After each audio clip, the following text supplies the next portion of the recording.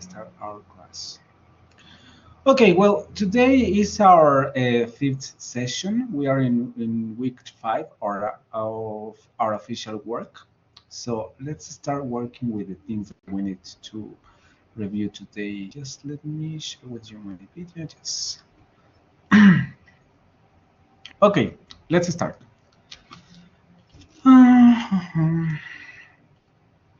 Okay, so for today's session, we have this program. Again, it's the same program as always, but we need to repeat it. We will talk about the goal for today's session. Then we will make a brief review of the last week topics. We make a practical activity. In this case, it's not going to be a practical activity exactly. We will review some of the main grammatical points that you revised on those units in the unit 7 and 8, 4, 5. No, sorry, 7, 6, 7, and 8, because those are the units that we will revise today.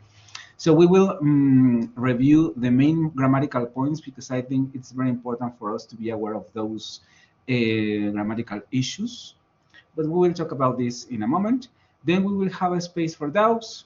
We will talk about next week activities. Well, in this case, the next 2-week activities, because we will have the holiday. We will make a summary about the activities that you need to deliver for the next week. And then we will have again a space. Julian, did you have a question? Yes, you said that we are having the week. Like, where is the ay, Hmm? la fecha de entrega? Oh, the due date? Yeah, the due date. What about that? Is it Okay, well, on on? unit 9 and unit 10, formally, you have until 14th. But let me just ask to the coordinator because I have some questions about that today because I also believe that that's incorrect one, but I have that date in my official list. So let me just ask to the coordinator about that date. And if anything, I will share with you an announcement or whatever I have to share to correct the date, or if not, to left the date like it is right now. But just do the activities, okay? Even if it's for the Okay, next week or even if it's for Monday, you have this Saturday and this Sunday and this Sunday, and I think you can finish the activities, okay? So okay, thank you. don't worry. So today's goal is for us to make a general review of the main topics in Unit 3 on the Cambridge platform. For this week, we need to revise those topics or those just those topics that you have revised in that unit. So let's start with last week issues or last week topics that you revised in the previous 2 units, Unit 4 and Unit 5. In terms of vocabulary, you learn some words to describe trends. Then you also revise some vocabulary to talk about food. I was telling you that I think that in this case, this was especially important because you worked with collocations. You also work with some vocabulary that can be kind of new for you because I think it's a more sophisticated vocabulary in order to talk about preparing food. And then you also revise some phrases or some strategies for writing, for presenting survey results. Okay, probably in this case, it's important for us to remember the vocabulary for that unit. Just let me go to my document because, as I told before, especially collocations are very important for us to just at least to remember them. Okay. So in terms of collocations, you work with unit 2. Okay, be a fact, be a thing of the past, be all the rage, be fashionable, be old-fashioned, be on the way out, be the latest thing, be the next big thing, be trendy, come back in style, go out of style, gain interest, gain popularity, lose interest, or lose popularity. Those were the main phrases, because these are phrases to talk about trendings, okay, or to talk about trends. And then for food, you learn cabbage, eggplant, garlic, ginger, mint, pineapple, shrimp, tuna, zucchini, barbecue, verbs like which I think are kind of not common for us, because we are not chefs, or we don't dedicate our full time to cook, probably, like boil, chop, fry, rinse, stir, vocabulary as yolk, but, and texture. Okay, so those were the main words that you learned in the previous two units. And then in terms of grammar, you work with conditionals, and also with clauses with after, until, and when. And also, I was telling you that in this case, I think those units, well, I think that since this level, or the previous one, B1, B1, and then the other upper levels, it's important for us to take care with grammatical issues, because it's getting complicated.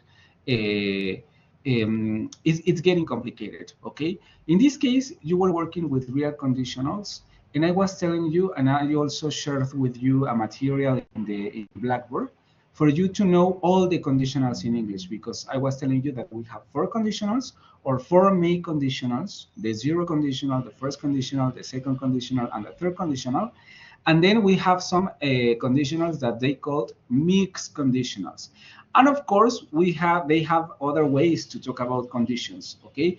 But the main point of that material is that even when you learn some, how can I say this, some specific uses for zero conditional and first conditional, it's important for you to be aware that we have more conditionals, okay? And that you need to pay attention carefully on this kind of structures, because it's important for you to remember, first of all, I think, the meaning of the conditional, and also the combination of the verbs in the conditional, okay? Remember that zero conditional is present plus present, and first conditional, we are talking about present plus future. So combination of verbs, it's important in this case. And also in the other clauses, in the clauses with after, until, and when. Because in this case, you also revised a similar structure, present plus future, okay? And again, with after, until, and when, we have what we call subordinating structures, o estructuras de subordinación in Spanish, which are similar to conditionals, okay? We have two sentences. The main sentence is, in this case, in future, and the clause with after, until, or when is with a simple present, okay? And in this case, it's important to remember the combination of the verbs. So those were the main points, or in terms of vocabulary and in terms of grammar, for the previous two units. For this week, we need to revise the unit 3, which is called What's It Worth? We have, in this case, 3 lessons. The first one is called Is It Worth It? And the second one is called The Price of Coffee. And then the lesson 3 is I'm So Sorry. In the first lesson, you learn vocabulary to talk about time and money. Okay, we will revise this vocabulary in a minute. And then specifically in this lesson, well, again, I think that everything is important in this case, because you were working again with collocations, vocabulary, or specific phrases, specific combinations of words to talk about specific issues. In this case, time and money. But in lesson 2, you also learn some collocations to talk about prices and value. Okay, and they were very important, because some of them are kind of difficult to remember, because in Spanish we don't have the same structure. So we need to remember the structure for English meaning, okay? And in terms of grammar, it was also very important, because first of all, you learn how to use to and enough as modifiers for other adverbs, but in this case, I remember adjectives and nouns. Okay, and very subtle meanings that you have to remember between, for example, to, which is kind of difficult to remember sometimes. When we use to, we usually have a negative meaning. We will watch a video about the other structure, which I think is the most complex one, which is modifying comparisons adjectives or modify comparative adjectives. Okay, uh, which were also kind of difficult to understand because in this case we have some modificators or some modificators, we can say something like that, that we use for structures with comparative adjectives and with superlative adjectives. And even when we have or to say to add more complication to the use of comparative and superlative adjectives, because by themselves they are kind of complicated to use, we need to add now another complication, which is how to modify comparative adjectives and superlative adjectives to create grades or degrees, we can say something like that. So in this case, I think in terms of grammar, it was also very important because you learn how to use to and enough, and some very important meaning differences. And then you learn some phrases to create more complex comparative structures.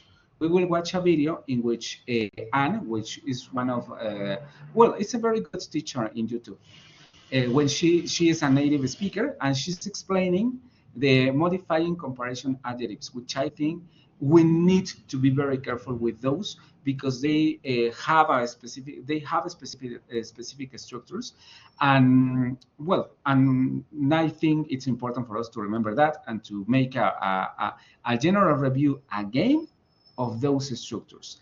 And then in lesson 3, which is about functional language, you learn some phrases for apologizing and for explaining yourselves, okay? And also some phrases to respond to an apology made by anyone.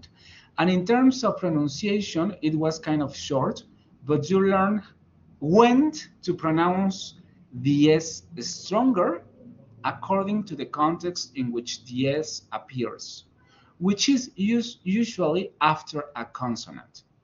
Okay, after a consonant, we make a stronger articulation in order to get a better pronunciation of the S phoneme. In this case, we are talking about phonemes. Okay, so first of all, we will recover some of the vocabulary that you have in the lessons. So I will say the word in Spanish, and I would like you to tell me how is the phrase or how is the word or how is the collocation in English. Just let me go to my document so we can work with it. Okay, in lesson 1, it was the most easy, the most easy, the easiest, the easier, sorry, the easier of the units. So let me start with, well, in this case, probably we only need to remember the vocabulary because you learn balance, for example, when we use balance as a noun and when we use balance as a verb.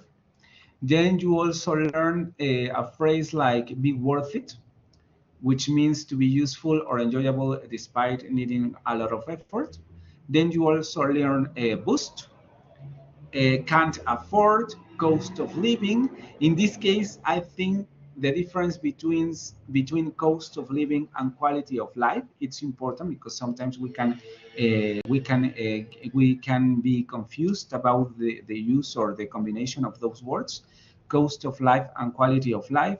Then you also learn words as lifestyle, standard of living, another important phrase like take a salary cut, which is kind of different in Spanish, time well spent, and then the verb for trade, well, in this case, trade, that we can use in both ways, as a verb and as a noun. Trade as a verb and trade as a noun. And then you also learn value that has the same behavior. We can use value as a noun and we can also use value as a verb. But in the other lesson, you learn some specific and very important phrase. For example, how can we say in English? It's even difficult to translate those phrases in Spanish. ¿Cómo decimos en inglés? Algunas son fáciles y son más sencillas, como por ejemplo, invertir. Aquí, con esta frase, quizá una de las cosas más importantes es el asunto de la preposición. ¿Cómo utilizamos invertir en inglés? ¿Con qué preposición?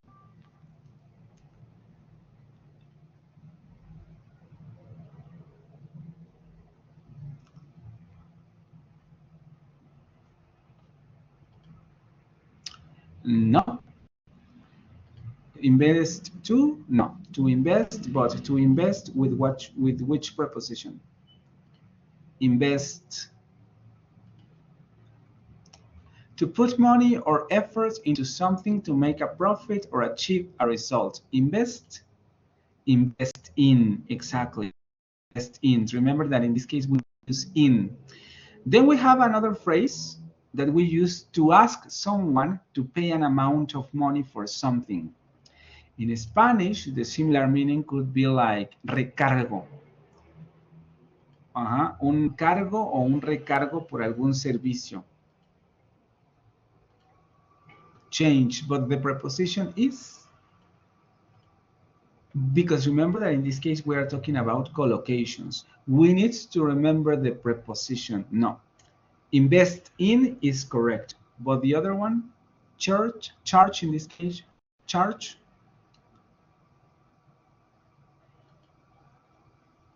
Charge.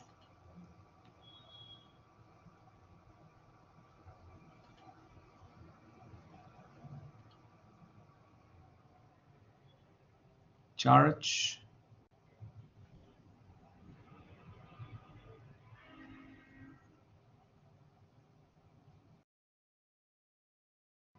Nope. Any idea? Okay, let me share with you the document so you can watch it. Exactly, charge for, okay? Let me just share with you the document. And we can go to the video. Okay, so we have here the phrases that you learn in this lesson. Charge for, which it's important to remember the preposition, especially prepositions. Okay, come up with, to think a plan, an idea, or a solution to a problem. Depend on, again, important thing, prepositions, to be determined, decided, or influenced by something or someone. Because if you remember, along the unit or along the lesson, they put specially attention to the preposition, because in this case it's important to remember the preposition. Have an effect on, okay, to cause or a change, reaction, or result in something. Invest in, make the most of, pay a fair price for, play an important role in, rely on, suggest a price for, take advantage of, and treat yourself to. This probably is the most difficult one of the phrases, because in Spanish we don't have an specific phrase to say something like that. Podría ser como consentirse a uno mismo, pero no creo que to do or buy something special for yourself. But in Spanish, this phrase doesn't have the same meaning, because consentirse a uno mismo puede ser incluso no necesariamente para comprar algo, ¿no? O comprarse algo uno mismo. Puede ser darse un baño, puede ser muchas cosas que no necesariamente tiene que ver con comprar. So we have here a difference between Spanish and English. So be careful with that. Treat yourself to. And also because it's kind of difficult to remember. I want to treat myself to an ice cream. It's kind of difficult to remember because this is not a very transparent structure. So be careful with that. Okay, take advantage of. Okay, I don't know if you have any questions about the vocabulary in this case. Remember, specifically, I think that they put emphasis on preposition. And I think it's important for you to remember the combination between the words and the prepositions. So, first of all, do you have any questions about these kind of locations?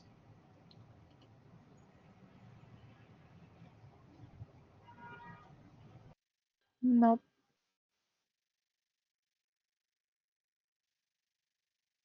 No? Okay. Let's go with the video. I will share with you the both of the videos I will share with you in Blackboard. But I think it's important for us to at least watch one of them and the video while we are watching it. But let me just see which one is going to be. This is not this one. This is advanced grammar, as I told you before. It's very advanced grammar. Okay. We're gonna work then with comparative and superlative adjectives. This is her name. This is her channel, and in this case, she's talking about those structures. First of all, she made a brief review because she didn't talk a lot about it, but she made a general review of superlative and comparative structures. And then she explained, sorry,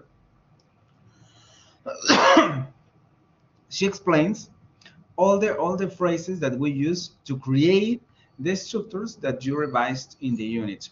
So let me go there, and then we will comment the video.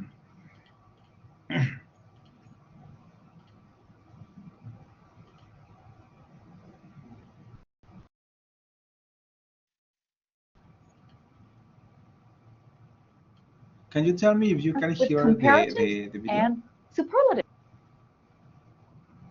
Can you hear it? Yes.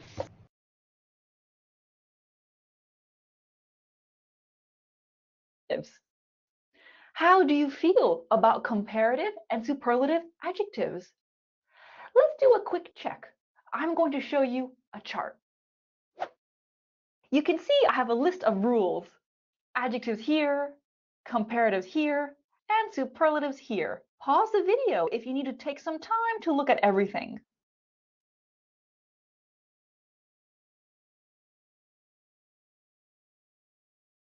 Okay, I like to explain these kind of things in Spanish because I think it's important. I mean, she's explaining that in English. So if we are in a class in which we are learning English, in this case, probably it's more suitable that I explain this in Spanish because it's better for us to understand everything. So I will explain some parts of the video in Spanish. Esta parte es muy importante porque se parece mucho a los cuadros de verbos que nosotros tenemos para aprender las formas verbales, ¿no? Cuando estamos hablando de aprender la forma en infinitivo del verbo, la forma en simple past del verbo, la forma en past participle y la forma en gerundio. Y eso ya complica el asunto de los verbos. Pero luego también tenemos este otro cuadro que nos habla de que también existen este tipo de situaciones con los adjetivos. Este cuadro es bonito porque es un resumen, ¿vale? Podríamos hacer una lista grande de muchas de estas situaciones. Pero aquí estamos viendo de manera resumida lo que ocurre, ¿no? Si tenemos una sílaba o si el adjetivo es de una sílaba como small, solamente vamos a añadir esas partes que aparecen en morado o en verde. Smaller and the smallest. Si tenemos una sílaba, pero termina el adjetivo con consonante, vamos a tener lo mismo, pero vamos a duplicar la consonante. Siempre, en cualquier caso, duplicamos el asunto de la consonante. Consonante, vocal, consonante es lo que ocurre, ¿vale? En la de arriba no, porque ya tenemos dos consonantes, entonces no triplicamos la consonante. Y seguimos utilizando las mismas terminaciones, flatter, flatter, the flattest. Pero si tenemos dos o más sílabas, como beautiful, vamos a utilizar un adverbio. En el primer caso utilizamos more para crear el comparativo, more beautiful. Y en el superlative vamos a utilizar most, the most beautiful.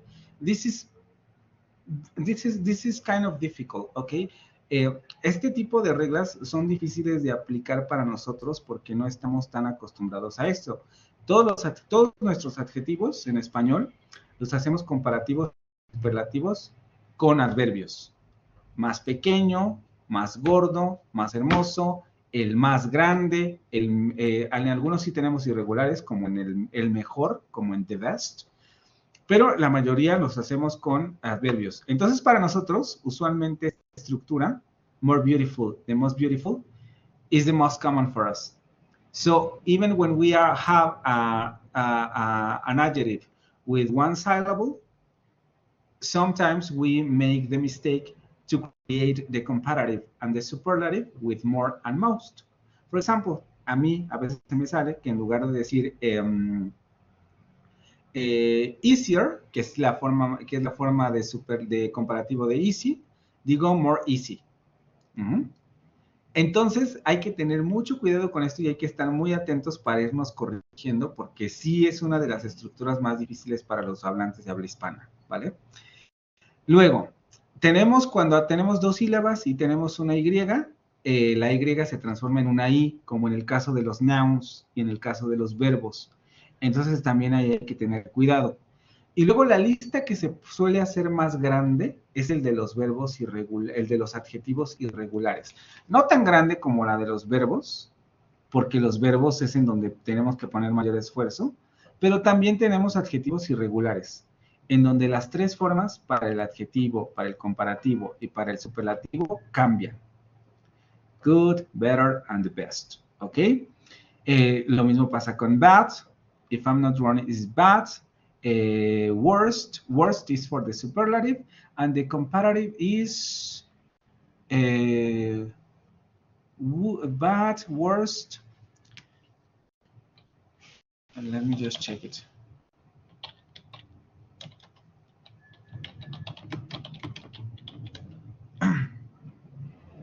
Bad, worse, and worst. Yes, because the difference is in the pronunciation. I will write this in the chat. So we have here bad, worse, and worst. Okay, so we need to be careful with those kind of words, with the irregular adjectives. Okay, entonces hay que tener cuidado con esos adjetivos irregulares. Entonces, esto ya es la primera complicación. Y justamente en esta unidad revisaron la siguiente complicación, que es lo que va a comenzar a explicar Anel. Vamos con el video porque si no, no te...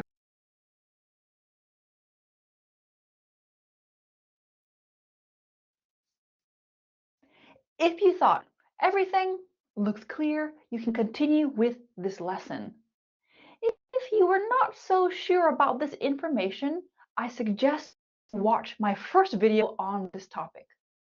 This video covers the basics of adjectives, comparatives, and superlatives, which I'm not going to go over in this lesson. At the end of this lesson, I have a test for you with 10 questions. Please let me know your score in the comments below.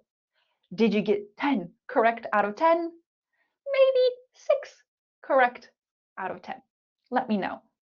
My name's Arnell. Let's start. I have 2 pools. Pool B is smaller than Pool A. I have my comparative and than because I'm comparing 2 things. This is correct, but it's very general. How can I be more specific? I think we need a chart. Maybe you haven't noticed, but I love charts. Small differences, big differences. Informal means we normally use these modifiers in spoken English. And it's important to remember informal English does not mean low-level English. Informal English is very natural. Then neutral and formal. Formal meaning you'll normally see it in written English. And this chart is just a guideline. These aren't strict rules. Pool B is smaller than Pool A. Let's be more specific. Pool B is a bit smaller than Pool A. Small difference. Jeff can run a mile a tad faster than Charlie. My skin is always a little drier in the winter than in the summer. New car is slightly more fuel efficient than my last car. Fuel efficient means it doesn't use a lot of fuel. It doesn't use a lot of gas. Small cars are normally more fuel efficient. Despite tripling their advertising budget, the company's profits were only marginally better than last quarter. And you don't need to include than plus the object if it's already clear what you're talking about. That's optional. We've looked at small differences. Let's do some big differences. My mom is far more supportive of me than my dad. This is just an example. In my life, my parents are equally supportive. You got 100% on your physics exam? Wow, you are a lot smarter than me. You are way smarter than me. Smarter than me or smarter than I? Ahora en todos nuestros paquetes Infinitum, Netflix va por nuestra cuenta durante 6 meses por el mismo precio. Okay, we need to get into the nitty-gritty of the grammar. You are smarter than me. Jesse is younger than him. You are smarter than I. Jesse is younger than he. Which side is correct? They are both correct. If you consider than a preposition, we use an object pronoun. Me, you, him, her, it, us, them. If you consider than a conjunction, we need a subject pronoun. I, you, he, she, it, we, they. The verb that follows the subject is often given. You are smarter than I am. Jesse's younger than he is. So in these sentences here, it doesn't matter if you use an object pronoun or a subject pronoun. Your sentences mean the same thing. But using an object pronoun is more common and less formal. Using a subject pronoun is less common and more formal. To be honest, in my day-to-day life, I hardly ever hear anyone using a subject pronoun. So is there no difference between the preposition and the conjunction?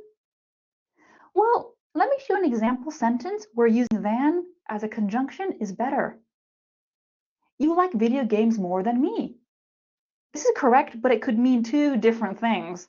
One, you like playing video games more than I like playing video games. Or, you like playing video games more than you like me as a person. So sometimes to not cause any confusion, it's better to use than as a conjunction and follow it with a subject and a verb. You like video games more than I do.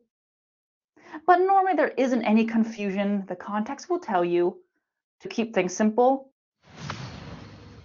than me, than I are both correct. It's about formality and personal preference. After the renovation, our kitchen is much more spacious. Much more? I know that looks a bit strange, but we can use much to show a big difference, and we can use a comparative. This is really common. Much more spacious, much more expensive, much more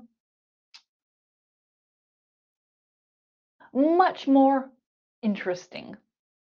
Updates to the hotel's website made it significantly more user-friendly.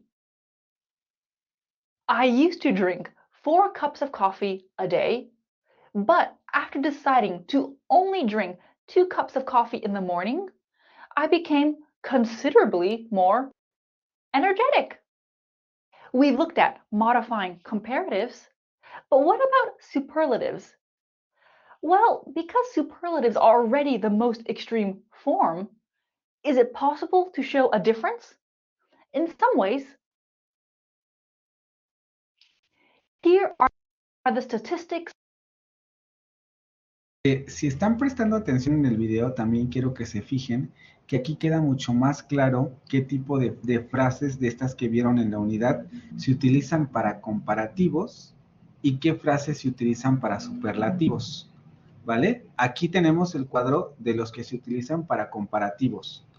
Y justamente lo que les decía, podemos tener esta estructura de much more energetic, porque energetic, we can only create the comparative by adding more energetic. We don't say energeticer or energeticer, something like that. No, more energetic. So we can say much more energetic because more energetic is the comparative form of the adverb of the adjective. Okay. So in this case, we have a chart in which we have the phrases that we use with the comparative adjectives. Now she's going to talk about the phrases that with superlative adjectives. Here are the statistics of a toy company. They sell little fruit toys. Strawberry Susan is by far, the most popular toy in 2024. There's a big difference there. Gary Grape is easily the cutest toy here. Perry Pineapple is almost the creepiest toy I've seen in my life. Let's keep going. Whether we're speaking about small differences or big differences, we're still making the adjectives more intense when we form comparative and superlatives. Argumentative. Oh, that's a long adjective. Argumentative. 5 syllables. And when someone's argumentative, they like to argue. This is arguing when you fight with your words. When you say someone is argumentative, that's not a positive description. Argumentative, more argumentative, the most argumentative. But what happens if I want to make the adjectives weaker? Argumentative, less argumentative, the least argumentative. Ok, esta parte también es muy importante, ¿vale? Solamente el comparativo y el superlativo lo utilizamos para hacer el adjetivo más fuerte, por decirlo de alguna forma, para aumentar su grado de intensidad. Argumentative is the normal adjective. More argumentative adds or emphasizes more the adjective. But then the most argumentative is the most, well, or in this case, is the top, or to say in another, is the maximum degree at which we can get the adjective. Ajá, es el máximo grado al que podemos llevar a un adjetivo. Pero luego ella nos está hablando de cómo lo podemos hacer más débil, no hacerlo más fuerte, sino hacerlo más débil. Y esta parte también es muy importante porque usualmente no se ven en las gramáticas, ¿sí? Porque tenemos una forma para crear el comparativo y una forma para crear el superlativo. Pero para crear para hacer un adjetivo weaker o más débil, no tenemos una estructura, o sea, sí hay una estructura gramatical, pero usualmente no se trabaja en las gramáticas. Y esto que ella hace nos indica justamente los 5 grados en los que podemos tener un adjetivo. El grado normal, el grado comparativo hacia arriba, podríamos decirlo así, y el grado superlativo hacia arriba. Y luego el grado comparativo hacia abajo, y luego el grado superlativo hacia abajo, ¿vale? Y la estructura para todos los adjetivos, para hacerlos más débiles, va a ser la misma, porque justamente no tenemos estructuras para crear comparativos hacia abajo ni superlativos hacia abajo. Por eso, esta parte, por lo menos en el video, me parece fundamental, ¿vale? No vamos a terminar el video porque si no, no nos va a dar tiempo. Vamos a terminar solamente esta explicación. El video lo voy a dejar en Blackboard y vamos a regresar a la presentación para terminar la sesión. Sandy, Paul, and Ryan, they're all argumentative people. But I chose Paul to be my study partner because he is the least argumentative. Expensive. More, the most, less, the least. My new car insurance plan is less expensive than my old one. In fact, I tried to get the least expensive plan I could find. Normally we use less and least with long adjectives, but it's possible with short adjectives. Let me choose hot. Friday will be the least hot day of the week. Whew. And don't try to form a double comparative or superlative. Hot, hotter, the hottest, but we wouldn't say hot, less hotter, the least hottest. ¿Quieres empezar una carrera en tecnología, pero no puedes porque trabajas tiempo completo? Puedes estudiar a tiempo parcial.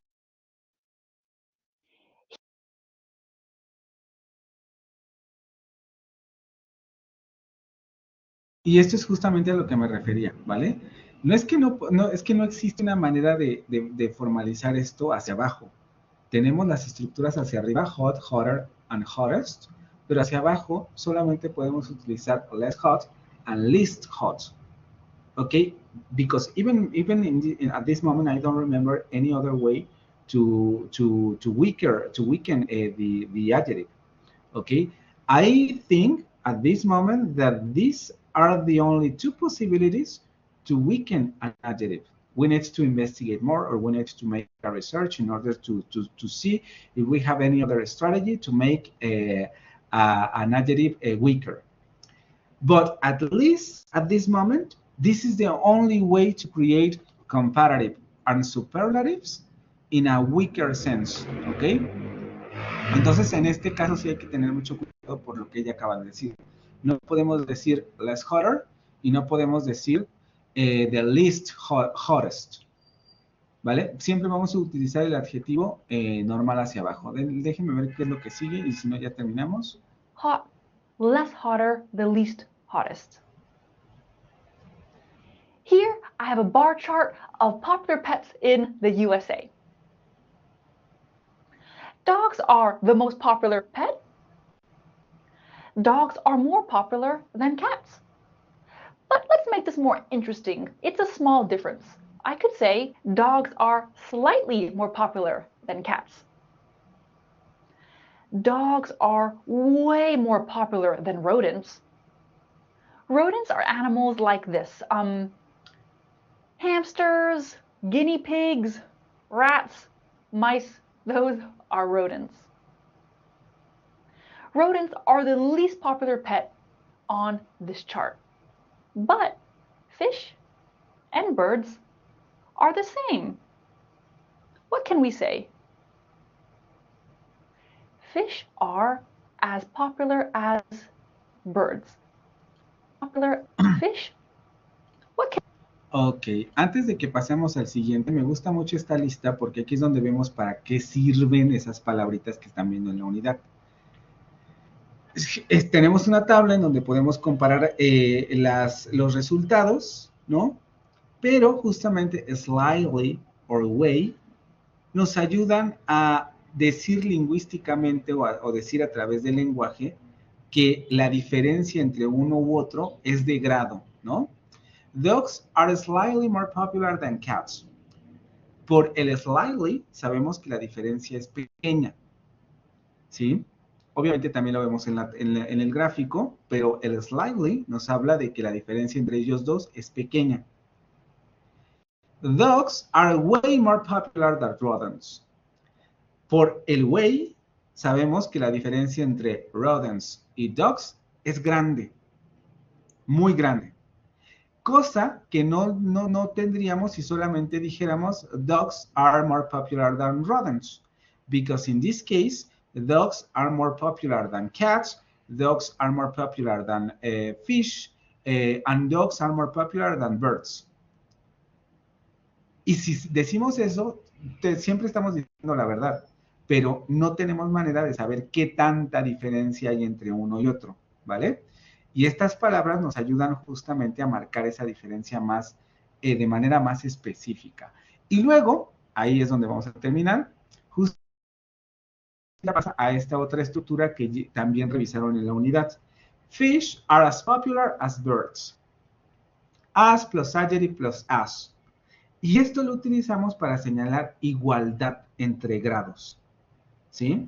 Entonces, si se dan cuenta, vamos a parar hasta aquí el video porque si no, no terminamos. If you notice, we need to remember these kind of structures to, how can I say this? For us to convey or for us to communicate grades between the comparisons of things or of data or anything you want to compare, and on anything you have adjectives, comparative adjectives and superlative adjectives, but you have to mark degrees or grades between the amounts of the things that you are comparing, we can use those phrases. So this is a very important topic, and also two and enough is a very important topic, but we are not gonna revise that topic because we don't have much more time. So I will share with you another video on Blackboard about two and enough. I also will post this one. So for you to revise and to review again all the meanings and all the structures that you were working on in the unit, because I think it's very important for us to have that grammar in mind. Okay, because this is advanced grammar, and at this moment you really need to study that kind of grammar. So let me return to the presentation so we can finish our class for today. Then, do you have any questions about the grammatical issues or about the grammatical topics or about the vocabulary that you worked on in the in Unit 3?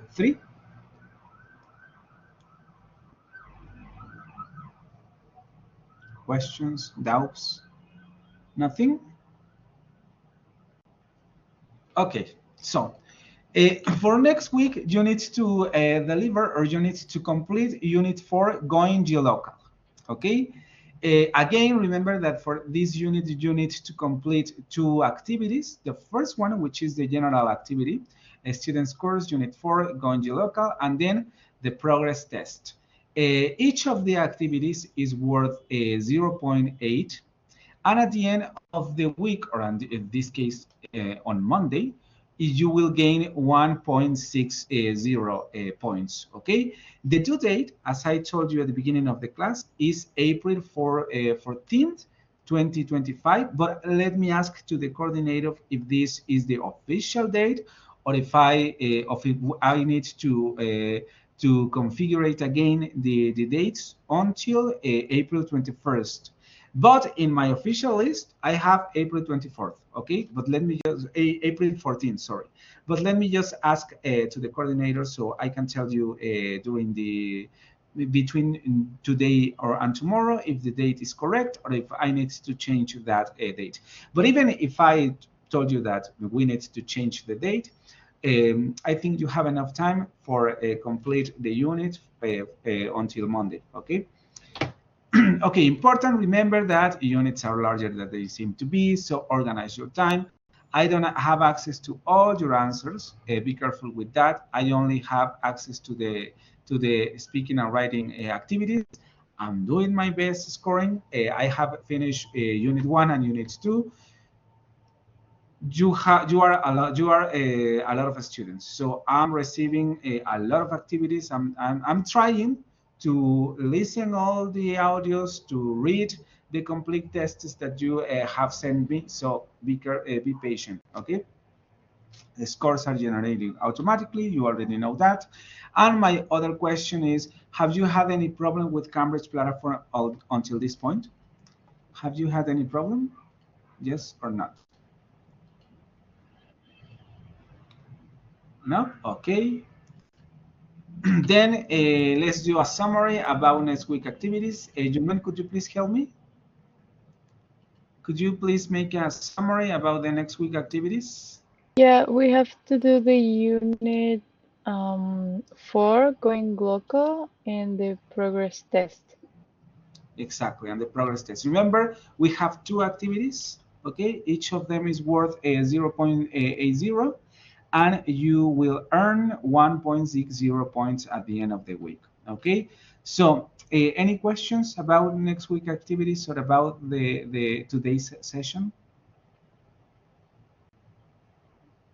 I know that probably the due date, but let me just ask to the coordinator, and then I tell you through Blackboard. But if nothing changed, the idea is that we have the correct and then the current due date. Okay. Questions or any other doubts? No, thank you. Okay. So thank you so much. Then we will see us again until 2 weeks later. And that's it. Okay. See you until April 25th, if I'm not wrong. Yes. See you then and enjoy your holiday. Okay. Bye bye.